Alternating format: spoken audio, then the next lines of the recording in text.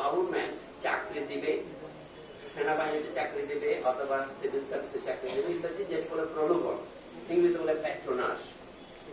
Richard ইটসন বলে যে American অধ্যাপক, ইউনিভার্সিটি অফ অ্যারিজোনার অধ্যাপক, উনি বাংলাদেশে এসেছেন, চট্টগ্রামের কালেক্টরেটে কাজ, আপনার সেই বোর্ড হিল এবং পল্লী হিলে উনি কাজ করেছেন 1982 সালে।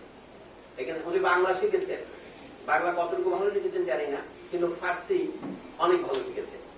আমি জ্ঞানী লোকদের কাছে শুনেছি উনি ফার্সি ভালো জানেন। সুফিজ অফ বিজাপুর নামে একটা বই আগে লিখেছেন উনি, দাক্ষিণে ছিলেন, আহমেদাবাদের দিকে নিয়ে। তারপরে বাংলাদেশের এখানে বাংলা গবেষণা করেছেন। তিনি বলছেন যে বাংলাদেশের যেখানে মুসলমান হয়েছে ওই সোর্ডের কারণে নয়, সহজ কথা। 2 নম্বর কি কারণে হয়েছে, এটা বলে গভর্নমেন্টের কোন রকমের সাহায্যে কি তারা মুসলমান হয়েছে, লোভে, সেটা উনি বলছেন এটাও পুরোপুরি সঠিক নয়। এটা হলে তো দিল্লি আগ্রার কাছে মুসলমানের সংখ্যা বেশি হইতো, ভারতের মুসলমান সংখ্যা গরিষ্ঠ এলাকা হচ্ছে দ্রুত। 1947 সালে যেভাবে পাকিস্তান হয়েছে, পূর্ববঙ্গ এবং পশ্চিম পাঞ্জাব, আর দক্ষিণে কিছু কিছু হয়েছে যেমন কেরালাতে, সেটা ভিন্ন কারণ। কেরালার মুসলমান সবাই সাফি মাযহাবের লোক, আর আমাদের এখানে হানাফি মাযহাবের লোক বেশি। তো আরবদের দ্বারা যারা মুসলমান ইসলাম ধর্ম গ্রহণ করেছে, এমনকি ইন্দোনেশিয়া বা মালয়েশিয়া এবং কেরালায়, মালাবারে, তাদের সাফি মাযহাবই বেশি তাদের মধ্যে। কিন্তু বাংলাদেশে তো সাফি মাযহাব বেশি নয়, বলা যাচ্ছে তাহলে এটা আরব বণিকদের দ্বারা সরাসরি তার ধর্মান্তরিত হয়নি। এইসব বিষয়ে অনেক জিনিস আমাদের জ্ঞান নেই। কিন্তু আমি অবাক হয়ে চট্টগ্রাম যখন যাই, তখন দেখলাম এখানে পুরনো মসজিদ, এটা অলিখা মসজিদ, এটা ওই জায়গাটার নাম মাদারসা, এই জায়গার নাম এটা মোহসেন আউলিয়া বলি, কিন্তু এগুলির জন্য নির্ভরযোগ্য গবেষণা পাওয়া যায় না, শুধু লোক কিংবদন্তি পাওয়া যায়। 2-1টা নিয়ে গবেষণা হয়েছে। মাইজবান্ডা মানে বদরশার নাম সবাই নেই, অথবা পায়েস বুঝতাম এগুলোকে চেনে, কিন্তু আরো যে এখানে যে এত বিচিত্র, 12 তো বলি আমরা, এখানে 12x12 আউলিয়া থাকবে, ছোট আছে বড় আছে, এগুলি নাই। না থাকার ফলে থেকে বিদেশি পণ্ডিতের কথা এখন শেষ কথা হয়ে দাঁড়িয়েছে। উনি বললেন এখানে লোক গভর্নমেন্টের লোভেও হয় নাই, তলবারের ভয়ও হয় নাই। তারা কি কারণে, তৃতীয় থিওরিটা কি উনি বললেন, সোশ্যাল লিবারেশন থিওরি। আমি তার কথা কোট করে বলছি যে বাংলাদেশের মানুষ ওই যে বঙ্কিমচন্দ্র যেটা বলেছিলেন, নিম্ন বর্ণের অথবা বর্ণ বহির্ভূত এরাই সামাজিক মুক্তির আকাঙ্ক্ষায় ব্রাহ্মণদের অত্যাচার থেকে মুক্ত হওয়ার জন্য একসময় যেমন বলা হয় যে বাংলাদেশের লোক বৌদ্ধ ধর্ম গ্রহণ করেছিল, কখন কিভাবে গ্রহণ করেছিল এগুলো কিন্তু পরিষ্কার নয়। গতকালকে আলোচনা সভায় আমরা এসেছিলাম চর্যাপতি, সেখানে দেখা যায় আমরা কিন্তু পরিষ্কার জানি না বৌদ্ধ ধর্মের ইতিহাসে বাংলাদেশ কখন বৌদ্ধ ধর্মের প্লাবনে ডুবে গেল, কখন সেই প্লাবন ফুরিয়ে এখানে চর জাগলো, এগুলো অনেক অজানা তথ্য, আমরা আন্দাজের কথা বলি। তো ইতিহাসবিদ যারা আছেন তারা বলছেন পাথুরে প্রমাণ ছাড়া আমি কথা বলবো না। পাথুরে প্রমাণের জন্য চট্টগ্রামে এসে উনি পেলেন 16 শতাব্দীর আগে কোনো পাথুরে প্রমাণ উনি পান না। উনি দেখলেন পর্তুগিজ এবং অন্যান্য ভ্রমণকারীরা এসে দেখলেন, একজন ভেনেশিয়া বা ইটালিয়ান ভ্রমণকারী দেখলেন সন্দ্বীপের 70-90 জন মুসলমান হয়ে গেছে, এরকম তথ্য আছে। অথবা চীনা থেকে এক ভ্রমণকারী এসে বলছে এখানে বেশিরভাগ লোক মুসলমান, কিন্তু সঠিক সংখ্যা নাই কতজন মুসলমান হয়েছে, কেন হয়েছে।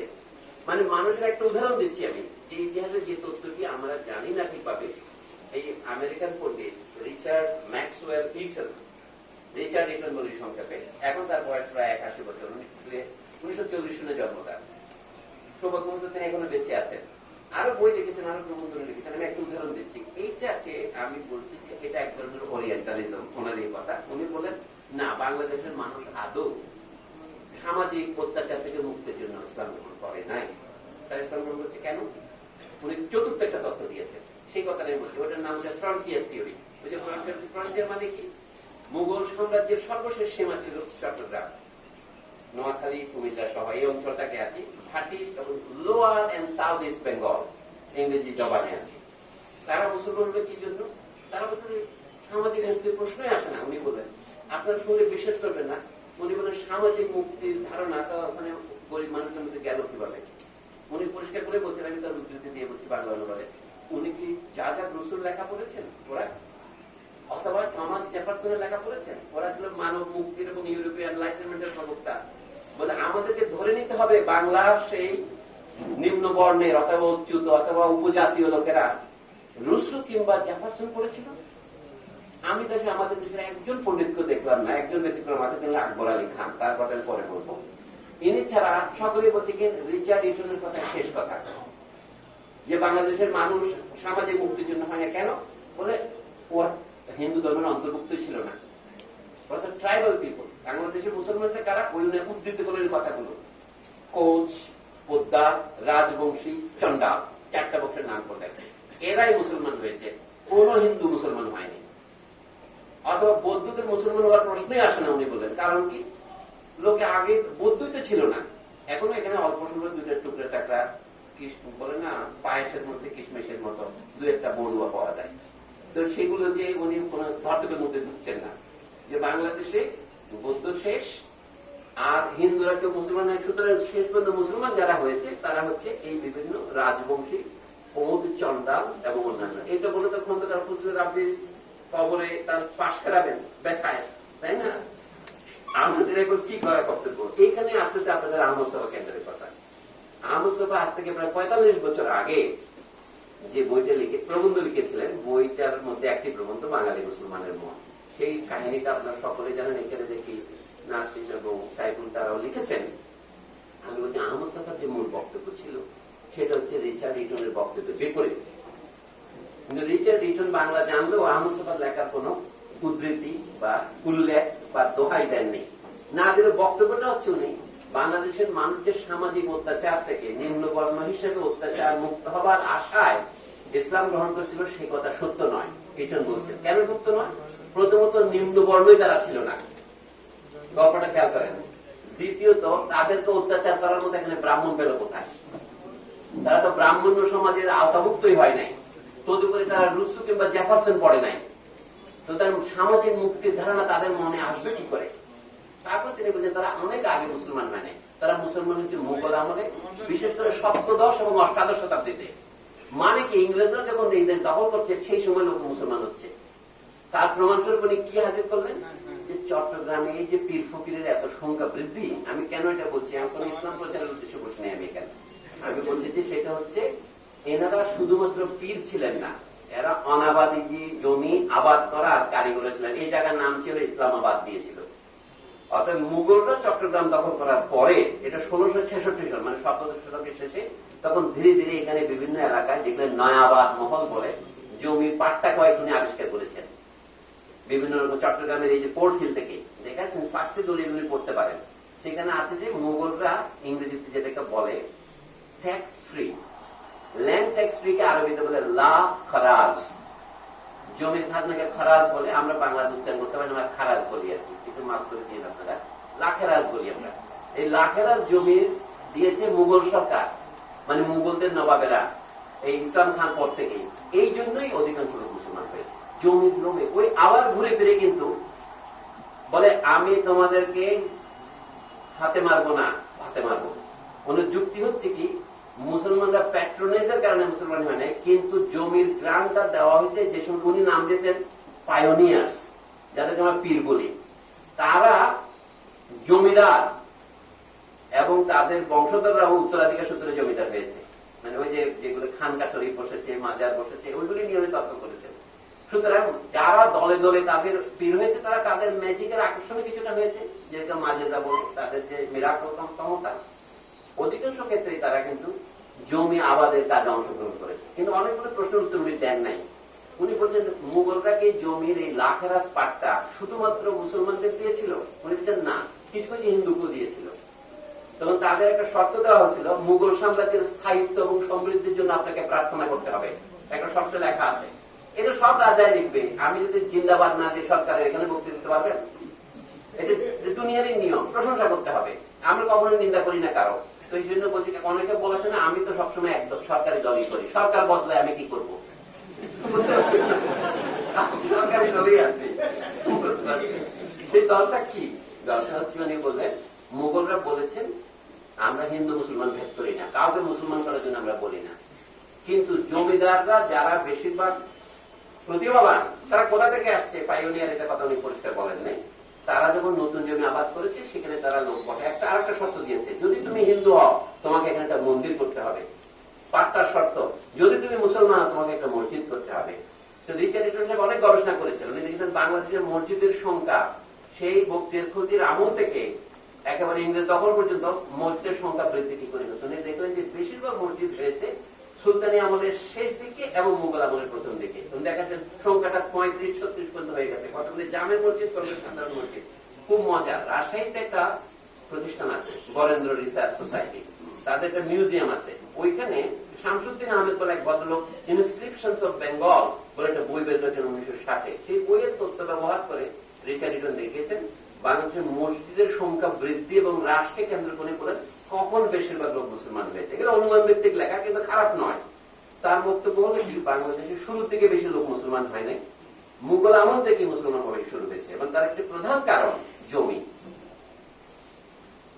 মানে খারাজ মুক্ত জমি, কর মুক্ত জমি, খাজনা মুক্ত নয়। এগুলি মানে টেকনিক্যাল টার্মটা বুঝতে হবে। নট ট্যাক্স, নট কি বলে রেন্ট ফ্রি বা ট্যাক্স ফ্রি, এটা হলো রাখরাজের অর্থ। যাই হোক, এই মিলিয়ে উনি বাংলাদেশে কেন বেশিরভাগ সংখ্যক মুসলমান এটা বলেছেন। তাহলে তার বইটা আমি বেশ কয়েকবার পড়লাম এবং তার আরো 8-10টা প্রবন্ধ পড়েছি। উনি হলেন এই সময়ে এই বিষয়ের সবচেয়ে বড় পণ্ডিত। বাংলাদেশের যেটা late medieval history of Bengal, এটা তিনি হলেন আমার জানা মতে সেরা পণ্ডিত অথবা সেরা পণ্ডিতদের একজন। শ্রেষ্ঠ বলতে কোনো কথা নাই, তিনি 10 শ্রেষ্ঠের একজন। আমার বক্তব্য হলো, এই বিষয়ে আমি একটা বক্তৃতা দেবো, এখনো দেইনি। আমার দুটো বক্তৃতার শিডিউল হয়েছে, সেটা একটা আপনাদের সাথে ঘরের মানুষের সাথে কিন্তু আলাপ করে নিতে হয়। সেটা হচ্ছে রবীন্দ্রনাথের নামে একটা বিশ্ববিদ্যালয় আছে কলকাতায়, রবীন্দ্র ভারতী বিশ্ববিদ্যালয়। 4 ডিসেম্বর ওদের সাথে আমার একটা বক্তৃতা অনুষ্ঠান। আমি কলকাতায় যাবো না, ঢাকায় বসে দিব। আজকাল জানেন টেকনোলজির কল্যাণে এগুলি দেওয়া যায়। হ্যাঁ, এই জন্য কোন ট্যাক্স ফ্রি গ্রান্ট লাগবে না, এমনি দেওয়া যাবে। আরেকটা হলো ঢাকার এশিয়াটিক সোসাইটি অফ বাংলাদেশ, তাদের কাছে সম্মুখ বক্তৃতা দেওয়ার আয়োজন হয়েছে। এই বিষয়টা আমি বলবো। আমার বক্তব্য হলো, রিচার্ড ইটন অনেকগুলো থিওরি অস্বীকার করেছেন, যেমন রিলিজিয়ন অফ সোর্ট থিওরি। এটা তার গুরু ম্যাক্স ওয়েবার বিশ্বাস করতেন। আমার গুরু ম্যাক্স ওয়েবার ভুল করেছেন, Islam is not a religion of sort. এটা আরব দেশে হইতে পারে, বাংলাদেশে সোর্ট দিয়ে প্রচার পায়নি, অথবা সরকারি গ্রান্ট দিয়ে প্রচার হয়নি। আবার শেষে বললেন কিন্তু যন্ত্রণাটা হয়েছে মুসলমান হয়েছে বলে যে আহমদ সাফার মতো লোকেরা যে তত্ত্ব দিয়েছে, উনি আহমদ সাফার নাম নেন নাই, সেটা ভুল। কারণ এখানে নিম্নবর্ণের হিন্দুই ছিল না মুসলমান হওয়ার জন্য। যারা হচ্ছে তারা হিন্দু সমাজ বহির্ভূত, তারা হচ্ছে এক্সট্রা হিন্দু লোক যারা ছিল তারা হয়েছে, তারা বৌদ্ধ না হিন্দু না, এটা তার নতুন তত্ত্ব। যেমন সেই দিকে টার্গেট করেছেন এখন খ্রিস্টান সম্প্রদায়। যেমন নাগাল্যান্ড, মিজোরাম এবং ভারতের অন্যান্য পূর্বাঞ্চলে এখন খ্রিস্টান সংখ্যাগরিষ্ঠতা দেখা দিয়েছে 200-250 বছরের চেষ্টার ফলে। অনেকটা সেই কারণেই উনি বলছেন, সেই ধরনের কিছু কারণে বাংলাদেশে সংখ্যাগরিষ্ঠতা বেড়েছে মুসলমানদের, এটা বলা হচ্ছে। আমি এসব বিষয়ে কোন ব্যাপারে বলছি, আমি পণ্ডিত নই, এ বিষয়ে বিশেষজ্ঞ তো নই। আমি যা বলছি এটাকে আপনার দয়া করে আমার সিদ্ধান্ত বা কনক্লুশন মনে করবেন না। এটা হচ্ছে আমার কোয়েশ্চেন, হাইপোথেসিস। আপনারা সবাই একসাথে চিন্তা করেন। এর মানে হচ্ছে আড্ডা। শব্দটা ওরা খারাপ বলছে, আমি খারাপ মনে করি না।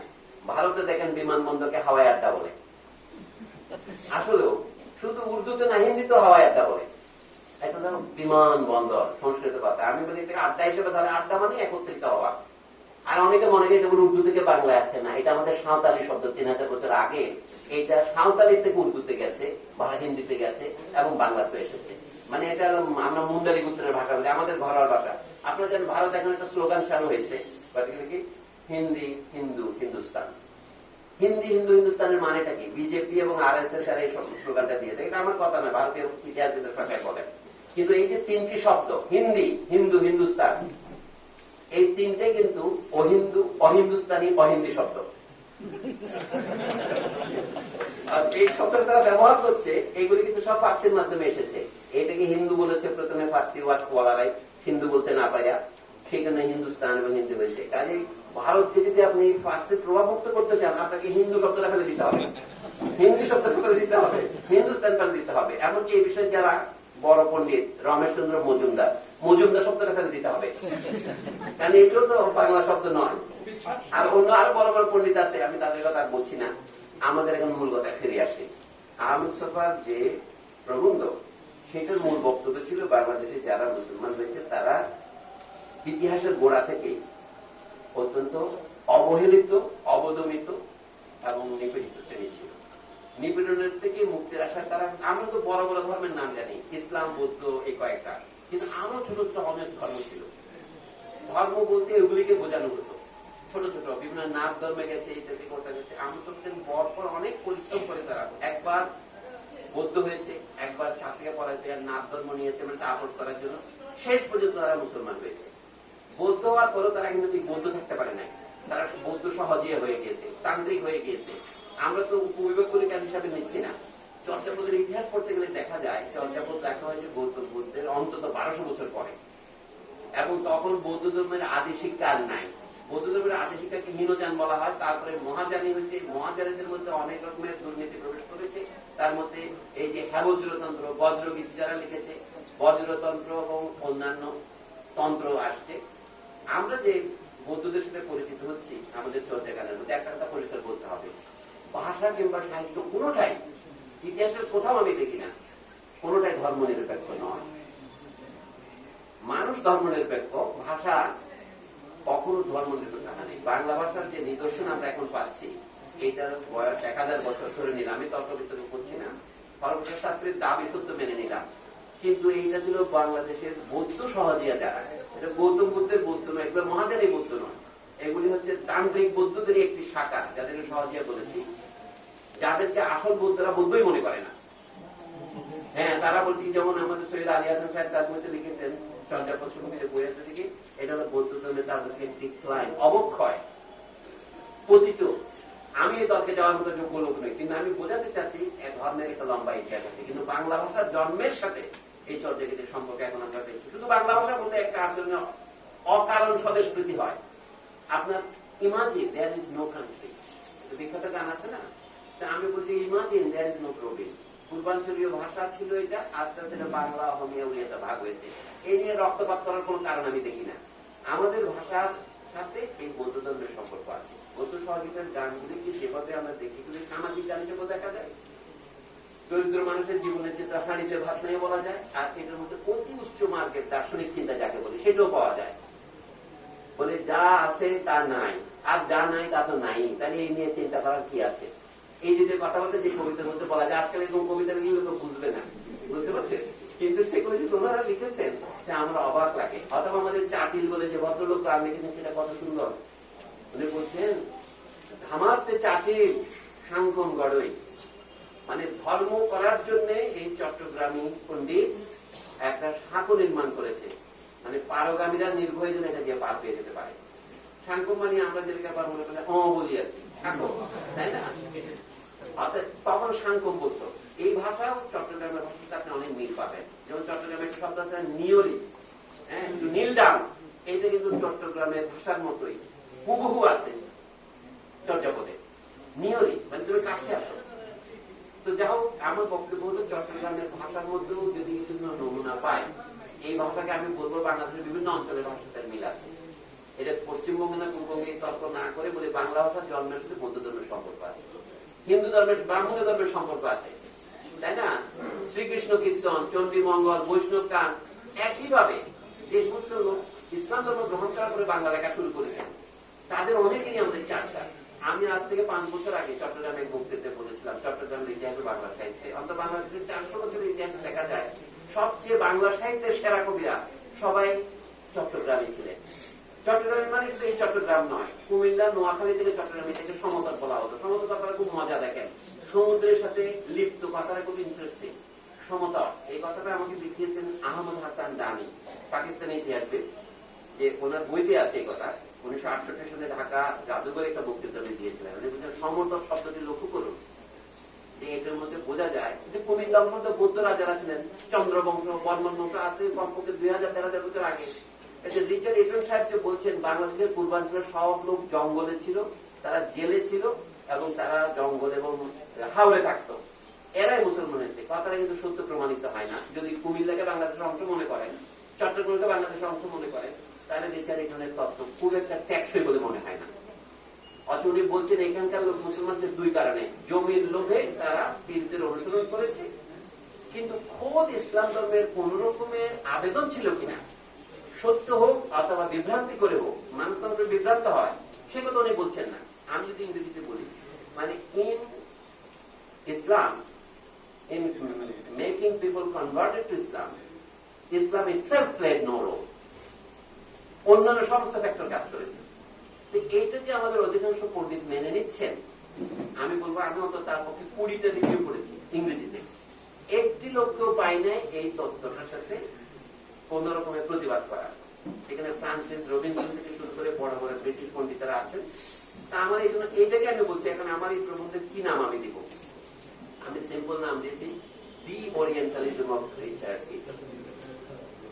ওরিয়েন্টালিজম কাকে বলে সেটাই বলছি, যে উনি যে জ্ঞানের যে কাঠামোটা ব্যবহার করছেন এটা শুধু ক্ষমতা নয়, তার জ্ঞানটা যে সুপিরিয়র এটা আমরা মনে করছি। উনি কাছে আমি অবাক হয়ে যাই, লোক ফার্সি জানে, বাংলা জানে, সুতরাং তিনি যেটা বলছেন সেটা আমাকে মেনে নিতেই হবে। আমি তো ওনার কথা আমি মেনে নেব যদি এটা যুক্তিসঙ্গত হয়, কিন্তু যুক্তি বিচার করার আগে আমার কি কি কাজগুলি করা দরকার, আমার সেটা পড়া দরকার, তরিগুলো আমার দেখা দরকার। আবার সবচেয়ে বড় কথা কি, যুক্তিটা আমার দেখা দরকার যে বাংলাদেশে আসলেই কতটা সত্য যে বাংলাদেশে একটা বিরাট অঞ্চল ব্রাহ্মণদের তালিকা বহির্ভূত ছিল। আমি তাহলে তাদেরকে গুছিয়ে নিয়ে আসি। উনি বলে এখানে 3টা ফ্রন্টিয়ার কাজ করেছে। প্রথম ফ্রন্টিয়ারের নাম হচ্ছে পলিটিক্যাল ফ্রন্টিয়ার। মুঘলেরা 1574 সনে আকবরের আমলে বাংলা প্রথম দখল করে। এর আগে যে 320 বছর এখানে সুলতানি শাসন ছিল সেটা উনি হিসাবের মধ্যে নিচ্ছেন না। উনি ওই সময় খুব বেশি লোক মুসলমান হয়নি। ওই সময় বিশেষ করে দিল্লির সাথে বিরোধ করার কারণে বিদেশ থেকে অনেক লোক আসতেও পারেনি। ইমিগ্রেন্টরা আফগানিস্তান থেকে আর দিল্লি পার হয়ে বাংলায় আসতে পারেনি। সুতরাং এখানে যা আছে হিন্দু মুসলমান মিলেই বাংলা সাংবাদিক গড়ে তুলছে। এই যুগে তৈরি হয়েছে আলাউদ্দিন হোসেন শাহের আমলে যে বিকাশ অথবা চৈতন্য দেবের বিকাশ, বাংলা হিন্দু মুসলমানের মধ্যে প্রতিদ্বন্দ্বিতা এবং অপারেশন দুটো ছিল। এই সময় কিন্তু চট্টগ্রামের বাংলা সাহিত্যের অধিকাংশ বিরোধ হয়েছে। শাহ মোহাম্মদ সগীর অথবা এমনকি সৈয়দ সুলতানের নবী বংশ, এগুলোর উদাহরণ দিয়েছে বলে আমি সেই নামগুলি নিচ্ছি। তারপরে আলাউল্লাহ হলো পরবর্তী শতাব্দী, দৌলত কাদিয়ান আলাউল। আপনি যদি এই ইতিহাসটা ভালো করে পড়েন তাহলে দেখবেন যে রিচার্ড ইটন যা তিনি একটা বইয়ের উদাহরণ দিয়েছেন নবী বংশ। কি উদাহরণ দিয়েছেন? নবী বংশ আছে হযরত আদমের কাহিনী বলছে এভাবে। আদম কি? আদম একজন চাষী, তিনি জঙ্গল কেটে নতুন নতুন বাড়ি এবং একটা মসজিদ নির্মাণ করেছেন। অনেক বাংলাদেশে হযরত আদমকে নিয়ে আসছেন ওই কবি দেখাচ্ছেন নবী বংশের মধ্যে।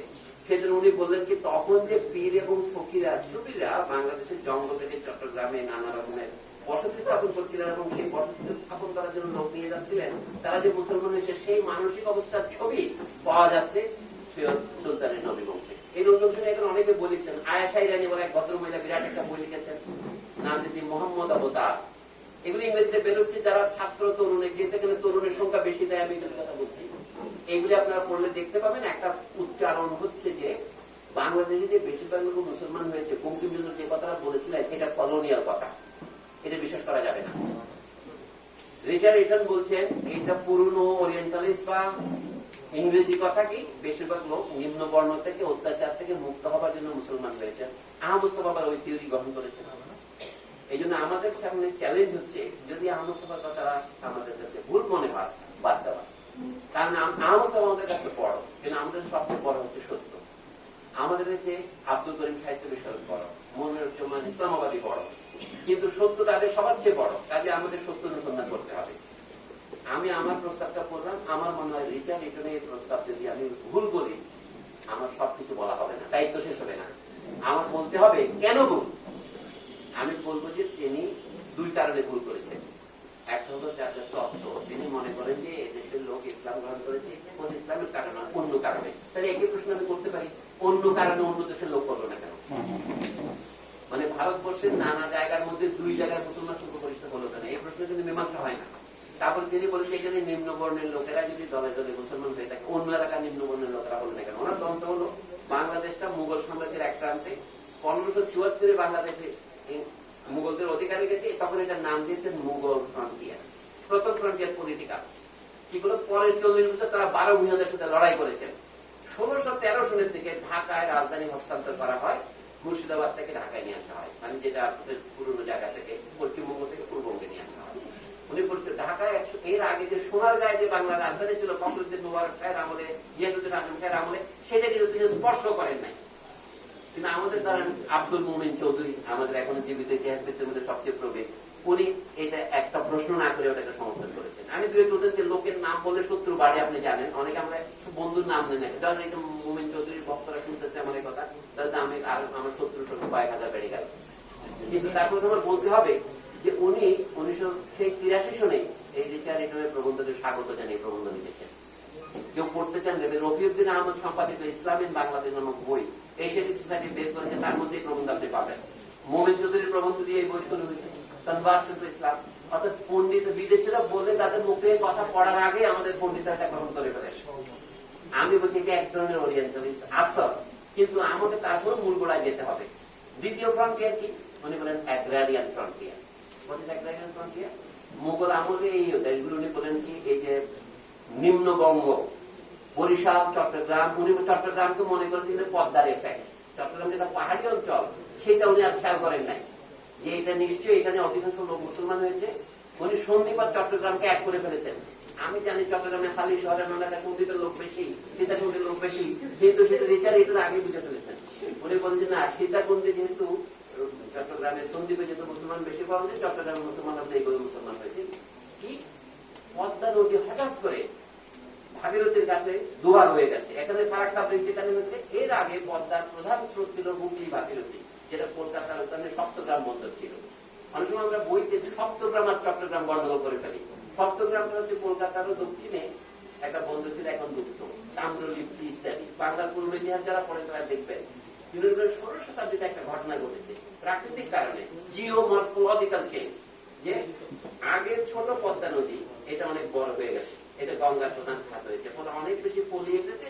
পলি এসে এই যে বরিশাল অঞ্চলের নিম্ন অঞ্চলের দেশগুলো গড়ে উঠেছে, এবং এইখানে অধিকাংশ নতুন লোক এসে সেটেল করেছে। এই হচ্ছে বাংলায় মুসলমান সংখ্যা বৃদ্ধির কারণ।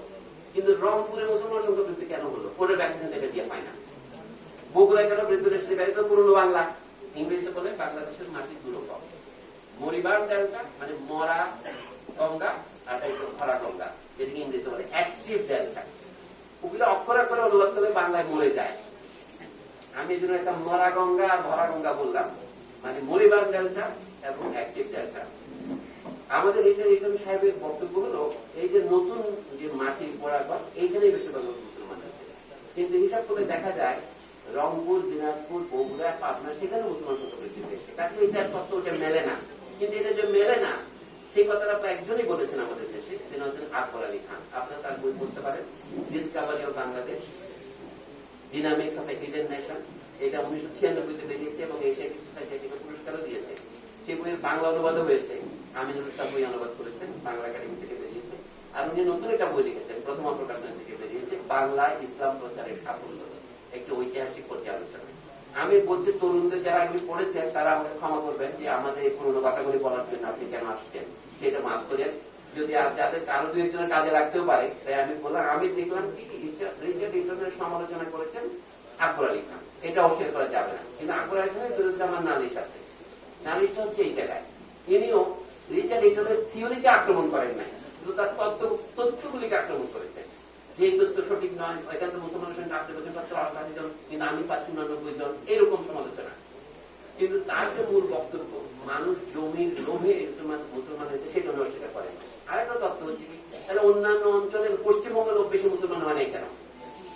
উনি বলেন না, ভাগীরথী গঙ্গা তারা তো আগে থেকে সেটেল ছিলেন হিন্দু ব্রাহ্মণেরা, সেখানে তারা গ্রামকে এমন কঠোর শাসনে আষ্টে পৃষ্ঠে বেঁধে রেখেছিল, গ্রাম থেকে বেরিয়ে গেলে তাকে তারা জল অচল করে দেবে, এক ঘরে করে দেবে। এটা একটা বড় শাস্তি, এক ঘরে করে দেওয়া, এবং তাকে ছুটে। কিন্তু যারা তার আগে তিনি বলেছেন বাংলা যারা অচ্যুত ট্রাইবাল, তাদের তো এমনি জল অচল করে রেখেছে। তাহলে জল অচল হওয়ার ভয়ে লোকে মুসলমান হতে পারে না, কিন্তু গ্রামের থেকে 2 জন লোক একা মুসলমান হতে পারে না, পুরা গ্রামটাই মুসলমান হতে হবে, নাহলে সে মুসলমানের সঙ্গে জীবনযাপন করতে পারবে না। আকবর আলী খান বলছেন, আমি কুমিল্লার অঞ্চলে নিয়ে দেখেছি, আমাদের গ্রামগুলি পশ্চিমবঙ্গের গ্রামের মতো নয়। ওখানে গ্রামের যে রিজিড শাসন, যেমন কার্ল মার্কসের মতো মহামনীষীকেও ইংরেজরা প্রতারিত করতে সক্ষম হয়েছিলেন।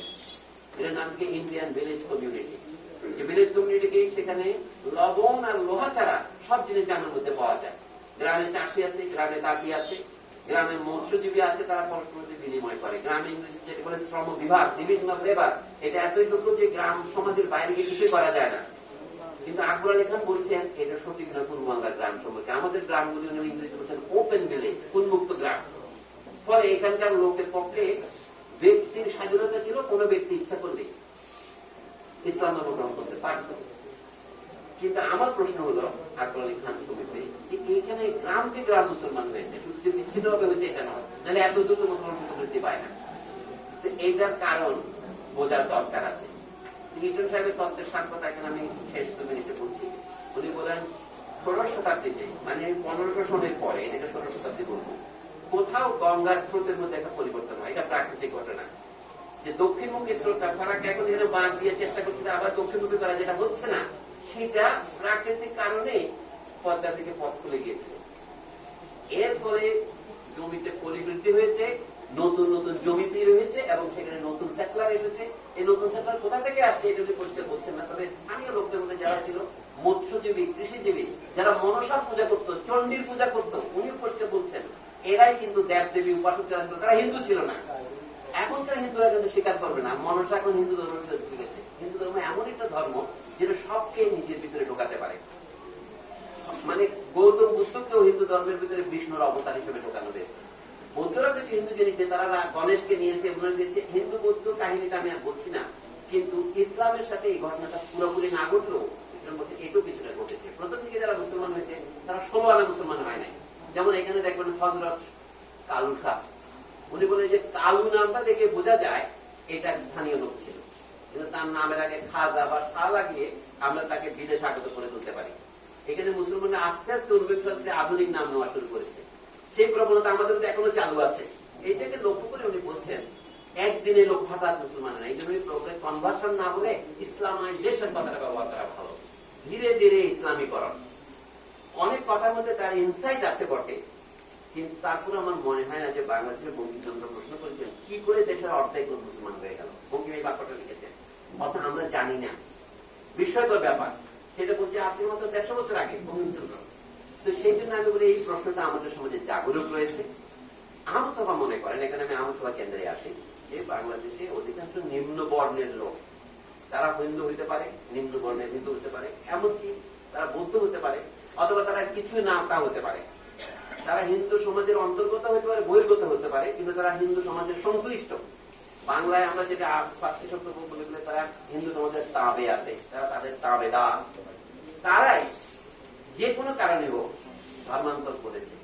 তখন রিচার্ড ইটন আহমদকে না পড়ে তার বিরুদ্ধে লিখতেছেন, তৎকালে যারা ধর্ম প্রচার করেছেন 17 শতাব্দীতে, তারা কি করেছেন জানেন? তারা ইসলাম আর হিন্দু ধর্মের পার্থক্য হিসেবে প্রচার করেছে একটা জিনিস, মনোথিইজম। ইসলাম আল্লাহর একত্বে বিশ্বাস করে এবং এরা বহু দেবতা বিশ্বাস করে, এইটাই আবেদন করছে। কিন্তু ইসলাম সামাজিক ভাবে সাম্যের ধর্ম, এটা কেউ বলেনি। এটা রিচার্ড ইটন বলতেছেন, কোন মুসলিম প্রচারক ইসলামের তুলনামূলক যে সাম্য চিন্তা অন্তত বইয়ের কেতাবে, সেটা দিয়ে কেউ মানুষের কাছে ধর্মান্তরের আবেদন করেনি। করেছে কি দিয়ে? আমরা একেবারে। কিন্তু আপনাকে একটু পিছনে যান, হযরত আমির খুসরো, যিনি প্রথম ভারতের বলাতে হিন্দি কবি, তুর্কি বংশোদ্ভূত, 1325 উনি মারা গেছেন, সেই মনোবিন তুগলকের আমলে। উনি তার কবিতার মধ্যে বলছেন কি, ভারতীয় হিন্দুরা মনোথিইস্ট, তারাও এক ঈশ্বরে বিশ্বাস করে, কিন্তু তাদের উপাসনা পদ্ধতিটা আমরা বুঝি না। তারা এক বহুর মধ্যে একের প্রকাশ দেখে। আমি এগুলি তর্কের কোন ধর্মতত্ত্বে যাচ্ছি না। রিচার্ড ইটনের তত্ত্ব হচ্ছে কি, মুসলমান যারা হয়েছে তারা একদিনে হয়নি, বহুদিনে হয়েছে, এবং তারা পূর্ণ মুসলমান হয় নাই, এবং সেই জন্য 19 শতাব্দীতে তারা তিতুমিরের আন্দোলন, করায় যে আন্দোলন, এগুলির মধ্য দিয়ে ধীরে ধীরে তাদের ক্রমশ মুসলমান হচ্ছে। তার আসল লক্ষ্য কি? 1947 সনে দেশ ভাগ হলো কেন? উনি বলেন সেই যে ইসলামের বীজ এসেছিল সেটাই দেশটাকে ভাগ করেছে। উনি পরিষ্কার বলছেন, এটাকে ইংরেজিতে বলে, আপনারা তরুণ দার্শনিকেরা আছেন এখানে, তাদের এটাকে বলে টিলিওলজিক্যাল। গ্রিক শব্দ আছে টিলোস, TELOS, যার মানে হচ্ছে লক্ষ্য। এরিস্টটল এই শব্দ ব্যবহার করেছেন। অর্থাৎ আমরা একটা বট গাছের বীজের মধ্যে কি করে বট গাছ কেমনে পাই, এই যে ইসলাম একটা বীজ রোপণ করেছিল এই দেশে, মানে তার কথা যদি বিশ্বাস করি, এই দেশে ইসলাম প্রচারটাই হচ্ছে 1947 সনে দেশভাগের আসল, গূঢ় এবং মূলীভূত কারণ। এই জন্য আমি বলছি এটা হলো ডিপ ওরিয়েন্টালিজম। প্রথমে মনে হবে কি সেই হিন্দু মুসলমানের মধ্যে মিলন কামনা করে, কিন্তু ধীরে ধীরে বলছে দেশভাগের কারণ মানে হিন্দু মুসলমানের স্বার্থের বিরোধ নয়, ইংরেজদের কোন কূটনীতি নয়, অত কিছুই নয়, শুধুমাত্র ইসলাম প্রচার করে যে কিছু লোক মুসলমান হলো। মুসলমানদের দোষ হচ্ছে কি, তারা হিন্দু হয়নি। কারণ ভারতে রাজপুতরা আসছে, তারা হিন্দুদের মধ্যে একটা বর্ণ হয়ে গিয়েছে, ক্ষত্রিয় হয়ে গেছে। যত এমনকি যারা গ্রিকরা আসছে তারাও মিশে গেছে। শুধু মেশে না ইংরেজরা, কারণ ইংরেজরা আসছিল সুপিরিয়র জাতি হিসেবে, আর যারা তুর্কি, ইরানি আছে তারা হিন্দু ধর্মের একটা সম্প্রদায় হতে অস্বীকার করেছে। মানে তারা একটা নিজেদের পরিচয় থাকছে, যে স্লোগান এখনো ভারতে চলছে, হিন্দু হিন্দি হিন্দুস্তান। অথচ যারা ভারতীয় মুসলমান যেমন ইরফান আবিদ অথবা শিরিন মুসবি, ভারতীয় ইতিহাসবিদ যাদের কথা বলছি, তারা বলছেন যে আমরা ভারতীয় কিন্তু আমরা হিন্দু নই। এটা নেহরুরও মেনে নিয়েছিলেন। আজকে ভারতীয় যে রাজনীতি, এটা বারবার বোঝা যাচ্ছে কি ভারত হবে এক জাতি। মূল রাজনীতিটা বলছি, মানে সেই জাতি হচ্ছে হিন্দু জাতি। জগৎ জুড়িয়ে এক জাতি আছে, সে জাতির নাম হিন্দু জাতি। আপনি এটা বিশ্বাস করবেন না। এইটাই তারা প্রচার করছে। তাদের যে আন্তর্জাতিক রাজনীতি এখন চালু হয়েছে, তার মধ্যে একটা নাম হলো ইসকন, ইন্টারন্যাশনাল মানে Krishna consciousness society, international society for Krishna consciousness, যেভাবে হোক ISKON।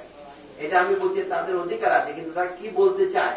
তারা বলছে কি ইসলাম ছিল প্রোসেলিটাইজিং ধর্ম, খ্রিস্টানিটি ছিল প্রোসেলিটাইজিং ধর্ম, অন্যকে ধর্মান্তরিত করে।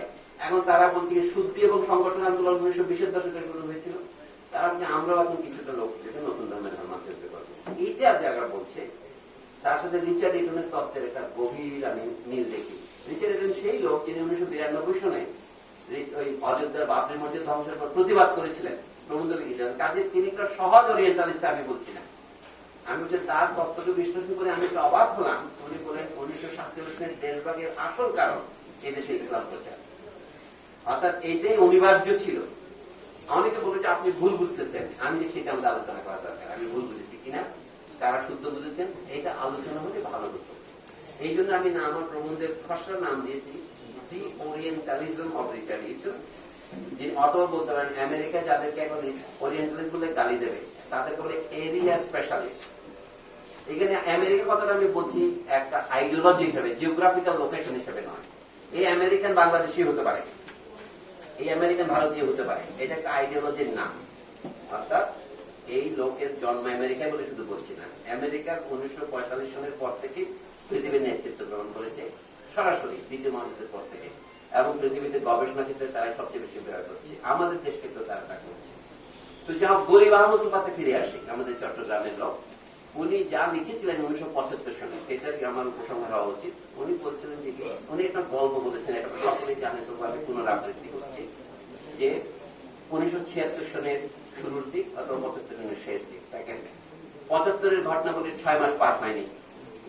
75-এর ঘটনাগুলি বলছি শুধুমাত্র 15ই আগস্ট নয়, 7ই নভেম্বর এবং অন্যান্য ঘটনা ঘটেছে।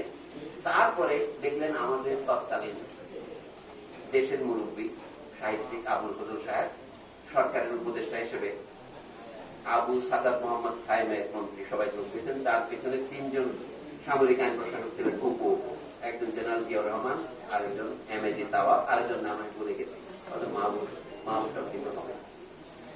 তো এই সময়ে আহমদ মুস্তফা একদিন গল্প ছিল, বলেন সকালবেলা আমি সোহরাওয়ার্দী উদ্যানে হাঁটতে বেরিয়েছি, প্রাত্যহিক আমার অভ্যাস। তিনি তখন আন্তর্জাতিক ছাত্রাবাসে থাকতেন, সকালে তার বেরোনোটা অসম্ভব নয়। আমি তখন ঢাকায় গিয়ে উপনীত হইনি, আমি তখন চট্টগ্রামে আছি তালেব এলেম হিসাবে, যাবো করছি আর কি। আহমদ মুস্তফা এই প্রবন্ধটা বেরিয়েছে সমকাল পত্রিকায় ফেব্রুয়ারি মাসে, মানে এটা জানুয়ারিতে লিখেছেন তিনি। বলেছেন আবুল ফজলকে তিনি দেখেছেন কোথায়, টঙ্গীতে ইজতেমায় যাচ্ছেন, বিশ্ব ইজতেমায়। আবুল ফজল কি বলেছেন জানি না, এটা আহমদ মুস্তফা তার আমার কোনো সাক্ষী নাই। আহমদ মুস্তফা জবানবন্দি নিয়ে আপনি সত্য মিথ্যা বলেন। আহমদ মুস্তফার 2-3টা বইয়ের রিভিউ আবুল ফজল সাহেব লিখেছেন, সেটা প্রমাণ আছে, মানে তাদের মধ্যে পরিচয় ছিল। তো বলতে স্যার এত সকাল সকাল বলে একটু বিশ্ব ইজতেমায় চলেছি, সিরাত মাহফিলে যোগ দিবে। আবুল সাহেব বলেন সঙ্গে লম্বা চওড়া উঁচু মতো, আহমদ মুস্তফার মধ্যে একটু একটু বর্ণবাদ আছে, বলে লম্বা চওড়া ভদ্রলোক একটা দেখাচ্ছে। পরে জানলাম যে এটা MAG তাওয়া।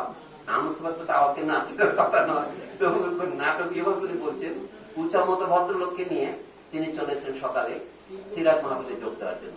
তখন আমি বাসায় ফিরে হাত দিয়ে ভাবলাম কেন এমন হয়, যে লোক আমাদের এখানে নয়া মানবতাবাদ প্রচার করেছেন, খেলা জীবন জুড়ে তিনি ধর্মনিরপেক্ষতা প্রচার করেছেন, তিনিও কিন্তু ক্ষমতার স্বাদ পেতে না পেতে উনি বলছেন আমার তার ইজতেমায় যাওয়া নিয়ে কোনো আপত্তি নেই। ক্ষমতার স্বাদ পাওয়া না পেতে উনি শিক্ষা উপদেষ্টা হয়েছেন, কেন গেলেন? এখানে আরেকটা উল্লিখিত অভিযোগ আছে আমার যে আবুল ফজল সাহেব ছিলেন আগের সরকারের আমলে চট্টগ্রাম বিশ্ববিদ্যালয়ে নিযুক্ত উপাচার্য। এই সমস্ত মিলে আহমদ মুস্তফা একটু বললেন যে আমি মনে করলাম আবুল ফজলের উপলক্ষ মাত্র, লক্ষ্য হচ্ছে আবুল ফজল যে সমাজের লোক সেই সমাজ, তাকে আমি প্রতিনিধি হিসাবে নিলাম যে আমাদের বাঙালি মুসলমান সমাজে চিন্তার স্থিরতা নেই কেন, কালকে আমরা চর্যাপদে একটা লাইন পড়লাম, বলেছি কায়া তরুব পঞ্চমী ডাল, মানে মানে চঞ্চল চিয়ে বৈধ কাল। এই চিত্ত এত চঞ্চল কেন? এটা হচ্ছে আমার প্রশ্ন, বাঙালি মুসলমানের মত। এখানে উনি বাঙালি মুসলমান বলতে আসলে বাঙালি মুসলমান বোঝার নেই, বলছে কি বাংলাদেশের অবহেলিত, অবদমিত, নিপীড়িত শ্রেণী যারা বহু শতাব্দীর সংগ্রাম করে এখন একটা রাষ্ট্র প্রতিষ্ঠা করেছে, এটা তার একটা ঐতিহাসিক অর্জন। আমার এই বিশ্বাসে কখনো পিছ পাহন নেই।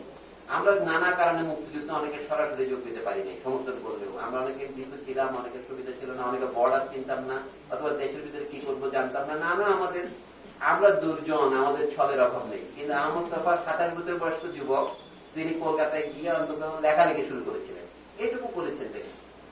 আরেকজন চট্টগ্রাম বলবেন কিনা জানি না, মুজাফফর আহমদ, সন্দীপের মানুষ, তাকে আমি চট্টগ্রামে বলে দাবি করতে চাই, আপনারা মামলা করেন না। উনি আহমদ মুস্তাফাকে আশ্রয় দিয়েছিলেন কলকাতায়। এই কথা বলে আমি শেষ করি। সেই দিন আহমদ মুস্তাফা, এটা আমি আরো 2 সভায় বলেছি, কারণ মুদ্রণ ফুরিয়ে যাচ্ছে, এক কথা বারবার বলা খুব বিরক্তিকর, তবু বলি আপনারা নতুন অডিয়েন্স মনে করে। আগস্ট মাস 1971 সাল কলকাতায় সবাই বাংলাদেশের সাথে সহমর্মিতা প্রকাশ করে মিটিং করছে, যেমন করতে হয় সব রাজনৈতিক দলকে। দেখেন না, যদি আওয়ামী লীগকে কিছু করতে হলে 14 দলের অন্যদের করতে হবে, না তার দল হিসেবে অংশীদারিত্বের কোনো মর্যাদা থাকে না। তখন সারা বাংলাদেশে সমর্থন করার জন্য জনসংঘ বলে একটা পার্টি ছিল, যেটা পরে বিজেপিতে যোগ দিয়েছে। তার নেতা ছিলেন অটল বিহারী বাজপেয়ী। তিনি তখন এত বড় নেতা হননি, মধ্য পর্যায়ের নেতা, সারা ভারতে না হোক তিনি মোটামুটি পরিচিত নেতা। তিনি কমরেড মুজাফফর আহমদকে বললেন, তাদের সঙ্গে খাতিরটা আছে, আমাদের মধ্যে ছুরি মারামারি নেই, কমিউনিস্ট পার্টির নেতাকে সম্মান করে, বলে বাংলাদেশের একটা ছেলে দেন আমাদের মিটিং এ প্রতিনিধিত্ব করার জন্য। মুজাফফর আহমদ সম্ভবত আহমদ সভাকে পাঠাবে, মানে আহমদ সভা গেলেন, মুজাফফর আহমদ না পাঠালেও, কিন্তু আমার ধারণা যে আহমদ সভা ওইখানেই থাকতেন তখন ওনার সংস্পর্শে। মানে জনসংঘের সবাই 27 বছর বয়স্ক আহমদ সভা কেন, এত বড় বড় আওয়ামী লীগের নেতা থাকতে। তো উনি গিয়া বলেন যে মুক্তিযুদ্ধ নিয়ে কথা হচ্ছে, ভারত বলছে আমরা 1947 সনের দেশ ভাগ মানি না। বক্তারা বলছেন বাংলাদেশের মুক্তিযুদ্ধের প্রমাণ করে দ্বিজাতি তত্ত্ব ভুল, সারা ভারত এক জাতি। আহমদ সভা লেখার মূলটা বলতেছে আপনাকে, উনি বলেন সারা ভারত এক জাতি। আহমদ সভা এটা মনোযোগ দিয়ে শুনলেন, বলে আমরা বাংলাদেশ স্বাধীন হোক, আমরা ভারত পাকিস্তান যুদ্ধ এক করে ফেলবো বাংলাদেশ। কে ভারতীয়রা বলছে বাংলাদেশ, পাকিস্তান, ইন্ডিয়া এগুলি থাকবে না, 47 সনে ইংরেজদের ষড়যন্ত্র আবার অখণ্ড ভারত হবে। তা আহমদ সভা তো বসে আছে, তা কিছু বলতে হয়। আহমদ সভা বললে কি, আমি আপনাদের বক্তব্য মনোযোগ দিয়ে শুনলাম এবং আমি ইংরেজিতে বলে ইমপ্রেস হলাম, কিন্তু আমার একখানা কথা আছে। কথাটা কি? বলে ভারত অখণ্ড হোক আমার আপত্তি নেই, কিন্তু রাজধানীটা দয়া করে ঢাকায় করতে হবে। এইটা বলায় মানে হাতা গোটাকুটি শুরু। অগস্ট মাস গরম, তো লোকে ওদের পাঞ্জাবের হাতা পথে গোটাবে। অটল বিহারী বাজপেয়ী নিজের গাড়িতে করে আহমদ সভাকে মুজাফফর আহমদের পৌঁছে দেন, মাঠ থেকে রক্ষা করার জন্য। মানে আহমদ সভা লোকটা কেমন স্বভাবের ছিলেন সেটা জন্য বলছি। উনি বলি কি করে, ইংরেজিতে একটা কথা আছে না, বাংলায় বলি কি আমরা, শঠে স্বাচ্ছম সমাচারে, যেমন শর্ট লোককে তেমন সঠতা দিয়ে উত্তর দিতে হয়। এটি কার কথা জানি না, অর্থাৎ চাণক্যের কথাই হবে। আহমদ সাহেব বললেন যে অভিযুক্ত ভারত আমি চাই, তবে রাজধানীতে ঢাকা করলে কেমন হবে, এটা তারা মানতে পারবে না। তার মানে আহমদ সাহেব বক্তব্য হলো কি, বাংলাদেশ স্বাধীন হয়েছে, পাকিস্তানদের সাথে আমাদের মিল হয় নাই, একসময় আমরা মিল মনে করছিলাম, আমরা প্রতারিত হয়েছি, এটা তো আমাদের ন্যাশনালিস্ট ডিসকোর্স। এখন প্রশ্ন যারা যেটা বললে আমার বক্তৃতা বন্ধ করতে হবে না, সবটা বন্ধ করে দেবেন, আমি নিজেই বন্ধ করবো। সেটা হচ্ছে আমাদের গত 50 বছরে কি হইল, আমরা কি তাড়িত হইলাম না প্রতারিত হইলাম? এই প্রশ্ন জিজ্ঞাসা করার সময় আছে আমাদের। তাড়িত বলে আমরা কি তরে গেলাম, বলে আমি তোমাকে তরাইয়ে দেবো, আমি কি তরে গেলাম, উত্তরে আর কি, উঠাকে বলে উত্তরানো, আমি কি তরালাম, উল্টা বাদ দিয়ে বললে তাই হয়। চট্টগ্রামের ভাষা তো অনেক সুন্দর, বলে উজু, কালকে বললাম না, উজু মানে রিজু, বলে উজু উজু কথা কম। আমি এখন আর কথা বেশি বলবো না, আহমদ সভার কথা দিয়ে শেষ করি। বলেন বাঙালি মুসলমানের মন্ত্রবন্ধ আমি দেখাতে চেয়েছি, এই যে দেশটা স্বাধীন হলো 5 বছরের মধ্যে এই দেশটা জাতির পিতাকে হত্যা করবে। মানে এই যে অস্থিরতা, জাতির পিতা শব্দ ব্যবহার করেন নাই, কেন আপনি ব্যবহার করতে পারেন, তার যে প্রতিষ্ঠাতা তাকে তারা হত্যা করলো। মানে যারা হত্যা করেছে তারাও বাঙালি, আর যারা তার সপরিবারে নিহত হয়েছে আহমদ সভা জিনিসটা মেনে নিতে পারেননি। যদিও উনি জীবনকালে ওই 3.5 বছর মানে আওয়ামী লীগ সরকারের বিরোধিতা ছাড়া আর কিছুই করেননি। সেটা প্রমাণ হচ্ছে গণকণ্ঠ পত্রিকা লেখাটা একাধিক পাওয়া। বুদ্ধিবৃত্তির নতুন বিনাশ তার একটা অংশ মাত্র। যে লোকের পক্ষে এত ব্যাখ্যা সম্ভব। এখন আমি বলবি শেখ মুজিবুর রহমান সম্পর্কে বাংলাদেশের যে 3টি শ্রেষ্ঠ প্রবন্ধ লেখা হয়েছে আজ পর্যন্ত, আওয়ামী লীগের শত শত লক্ষ লক্ষ স্থাবক কিছু লিখতে পারেনি, যারা আমাদের লাইব্রেরি নষ্ট করতেছে। শেখ মুজিবুর রহমান অন্যান্য প্রবন্ধ নামে আহমদ সাবার 1927 সালে প্রকাশিত একটি অপঠিত বই আছে, তার মধ্যে তিনি প্রবন্ধ লিখেছেন। মুজিব হত্যার নির্লক্ষ্য একজন লেখকের চোখে আমি যা দেখেছি। আহমদ সাবার কুমিল্লা নির্বাসিত ছিলেন। এই জন্য বলে অনেক সময় সত্য কথা বলে যেতে হয়, সেটা 50 বছর না হোক 100 বছর পরে লোক কেউ পড়বে। আমি এখন শেষ করি ফরাসি একজন লেখকের উদ্দেশ্যে দিয়ে, যার নাম না বললে আমার রোজা ভেঙে যাবে। এই বছরকে নাম আমি শুদ্ধ করে বলতে পারি না। আলম ফরাসি বিশেষজ্ঞ আছেন, বলছে জাক লাকম। আমি যে লাকম সাহেবের কথা বলছি, উনি বলছেন যে আমার লেখা কঠিন বলে লোকে নিন্দা করে, মানে জাক লাকম বললেন। কিন্তু আমি নিশ্চিত আপনাদের গ্যারান্টি দিতে পারি 10 বছরের মধ্যে আমার কোন লেখাই আর কঠিন থাকবে না, সকলেই বুঝতে পারবেন। It will only take 10 years.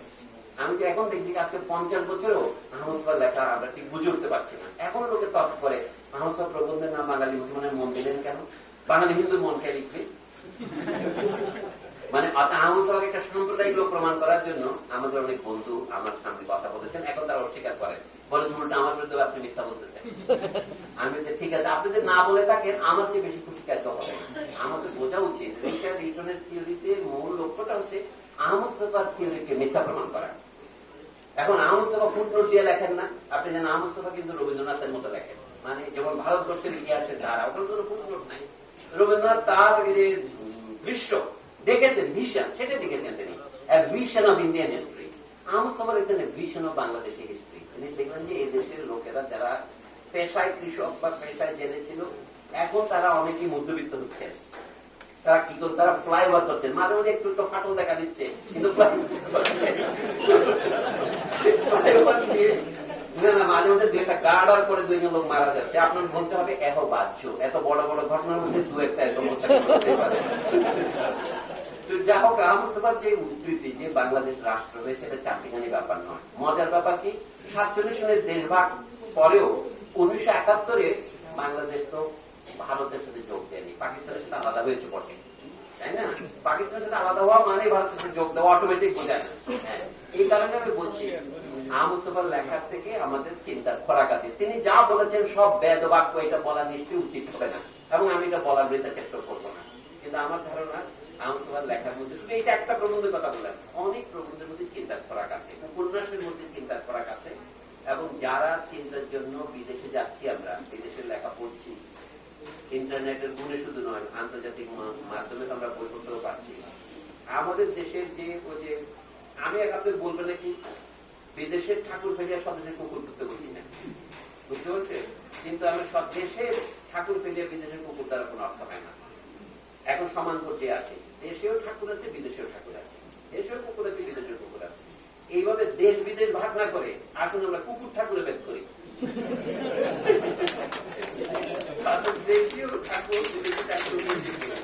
এই কারণে আমরা কার্ল মার্কসের ভক্ত হয়েছিলাম, বুঝে বা না বুঝে। শব্দটি কার্ল মার্কস পড়ে ভক্তছে তার না, এটা আমাদের আপন মনের মাধুরী মিশিয়ে মার্কসে করেছে রচনা। আমি কি চাই সেটা আমি মনে করছি কার্ল মার্কসের নামে প্রচার করি। তা আমি মনে করি আহমদ সাহেবের কাছে আমাদের নেওয়া উচিত। ব্যক্তিগতভাবে আহমদ সাহেবের কাছে আমি ধরি, তার ভিতরে সাক্ষী আমাদের আলোক হোসেন আছেন, আমরা প্রায় সমবয়সী, যে আহমদ সাহেবের কাছে আমরা অনেক শিখেছি। কিন্তু শেখার চেয়ে বড় কথা হচ্ছে শেখার মধ্যে অনেক কিছু বাকি রয়েছে, সেটাই আমি আপনাদের আহ্বান জানাই। তার রচনাবলী পড়া তেমন কঠিন নয়, পড়লে শুধু হয় না, পড়ে বুঝতে হয়। যে আমরা যখন বলি যে অমুক একটা অনুবাদ করে, আপনি বুঝলে তো অনুবাদ করতে পারবেন। চর্যাপদের অনুবাদ করতে গিয়ে আমি হাড়ে হাড়ে টের পাচ্ছি যে অনুবাদ ঠিক কঠিন। এটা নির্ভর করে আপনার ব্যাখ্যার উপর।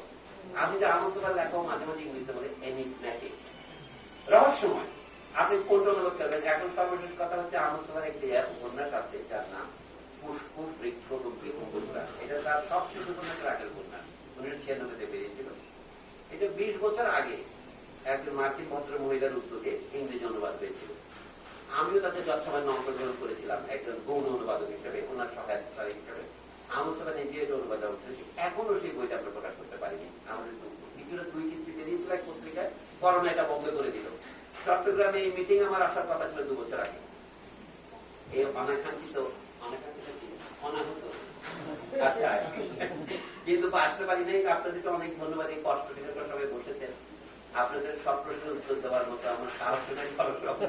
তবু যদি কিছু দয়া করে জিজ্ঞাসা করেন আমি অত্যন্ত কৃতজ্ঞ থাকবো। ধন্যবাদ।